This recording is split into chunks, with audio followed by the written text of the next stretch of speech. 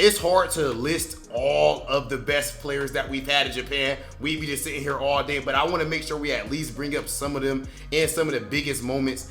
I think a good one to start with would be Tokido versus Punk. Evo 2017. That was just, bro, I remember that like it was yesterday, man. Like I wasn't there in person. I hadn't been to Evo yet, but I watched it online and it was so emotional. Punk going through cooking everybody. Remember at that time, Punk was favored to win Evo, but the scary thing was him. I remember it was scary what was going to happen with him and Tokido, but remember they fought in winner's side. Before top 8 to get into top 8 winners. Yep. And Punk won. Actually beat him. And I remember Punk looked so relieved. And he probably thinking maybe somebody else takes Tokido out. Man, Tokido fights all the way back, brings it to grand finals. The first set was pretty close, but that reset, you could start to see kind of like the cracks in the armor forming. And man, Tokido with just such style, knew how to emphasize it. The taunt combo, like it felt tactical, like not just showmanship at all.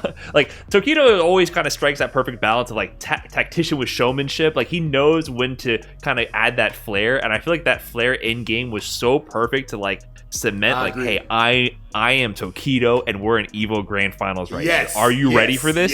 Yes, I'm starting to feel like you're not ready. It didn't feel like a teabag type thing. It felt like a final boss taunt. Right, exactly. So. Like remember who you're dealing with right now. Yeah, it was not. It was very. Oh god, Tokido just knows how to make it hype in like such a classy, like powerful way. He knows how to hit that spot. But yeah, that was an amazing grand finals and definitely one of the biggest moments. Even the Punk crying and everything there. It was emotional. I mean? I wish you were there in the crowd, man. I was losing my mind. Oh, you were there for that? Oh, that was my first Evo. What a way to start it off, man. Wow, I didn't know that. Oh, man, that whole top 8 was ridiculous. Yeah, that was definitely an amazing Evo. But, you had to mention the emotions that Tokido was bringing out of Punk. But Tokido's been there himself. Another big moment was, of course, Tokido versus Daigo, the entire saga. Yes. I mean, they've had this, I'm saying the Tokido-Daigo saga for Street Fighter V, but, they've been doing this for 20 years at this point. It's been a long rivalry between two of the most legendary players in the scene. But with Street Fighter V, Tokido has had so much success. I mean, in many ways, considered the #1 player of Street Fighter V. It's hard to argue. Punk is definitely right there as well. But this is you can debate the stats at that point, right? Tokido's Evo Championship in Capcom Cup Finals, so many amazing accolades. But one thing he never was able to achieve for a long time was taking that long dedicated set against Daigo. And Daigo, who's known to be the guy to beat in a 1st to 10, right? When you set up a 1st to 10 with Daigo, he's taking down champion after champion. Oh, you won Evo? You won Capcom Cup? That's nice. How about that 1st to 10? And then Daigo just picks him apart. It's happened time and time again, and this was no exception. So Tokido really wanted his set against Daigo in the Kimono Michi match that they set up, and Daigo was looking too dominant that day. He won that set pretty confidently, and man, yeah, the tears started flowing. I think that set alone is enough to, if someone didn't know anything about Daigo, and of course there's a billion things you could show them, but I wouldn't be mad at someone showing them that set. He brought up the fact that with his strategies, people are going to try to implement it or think of counter strategies. By the time I hit you with it, I'm through with it. That's pretty much what Daigo said. I think he rhymed it like that too. So bars. That's the same thing that Daigo did there. He uses that crazy, unique strategy against Tokido, but then the next time they played, it was like an NCR top 8 or something, bro. I remember it so clearly.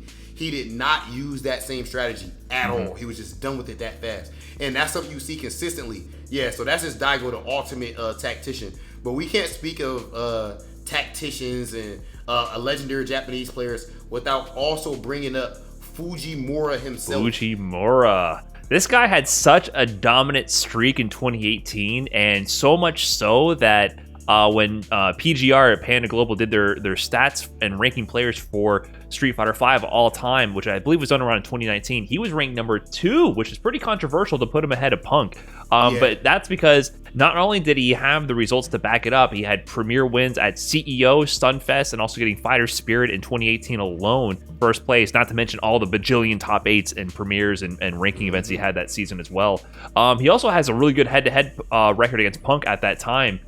So he was coming out kind of out of nowhere, I would say. He had a really good performance in 2016 Evo. He got top 8 there. But kind of 2017, for his standards, I would say wasn't as prevalent. In 2018, one of the most dominant stretches of performances we've ever seen in the Street Fighter V history, cementing him in that stretch alone to be top 5 in the game. So that stretch of wins was super impressive. But another player who actually kind of had a similar run, I would say, is Bonchan. Bonchan had a very similar run in 2019. But adding on top of that CEO win he also had Evo.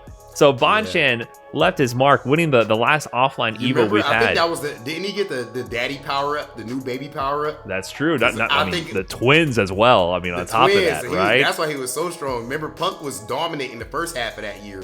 And then Bonchan came through in the second half and just started winning every single tournament, and then into Evo and everything. So, yeah, Bonchan was ridiculous. Another player in 2019 who had a big showing was Mago, right? That's where September Mago was a thing for a while, and it was especially in 2019. He had that in Street Fighter 4 as well, in like 2015 in the last year, where Mago kind of has his burst on the scene in that September month where he's able to do really well in a bunch of events and get his points to qualify for Capcom Cup, where the rest of the season he might not have been performing to his level. So he definitely had that in 2019. He got second at Asia Premier, which is a super premiere. If you don't remember, in 2019 we had super premieres, which were worth way more than a premiere, and they were huge events with huge prize pools. So getting second there is no easy feat.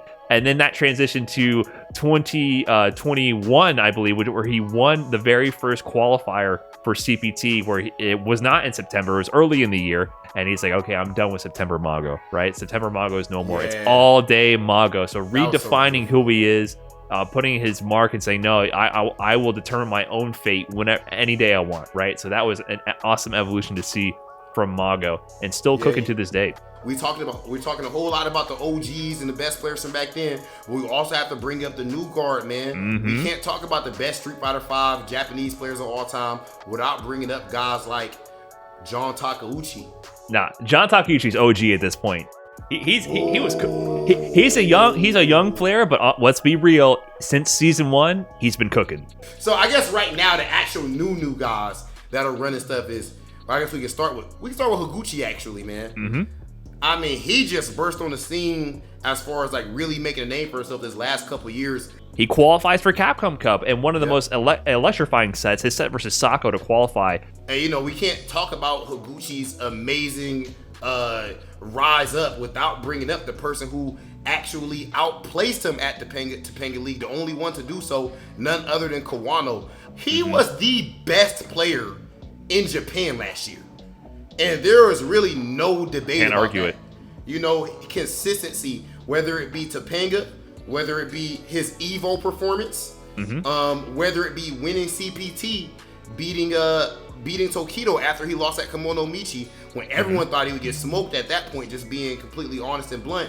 And then he goes to play Daigo in the season final, and he beats Daigo in the first of 5, which that was a matchup that's looked at as unfavorable for Colleen. Big shout out to him and all of the other players that we've listed up to this point. Japan, one of the greatest region in the world when it comes to pure skill.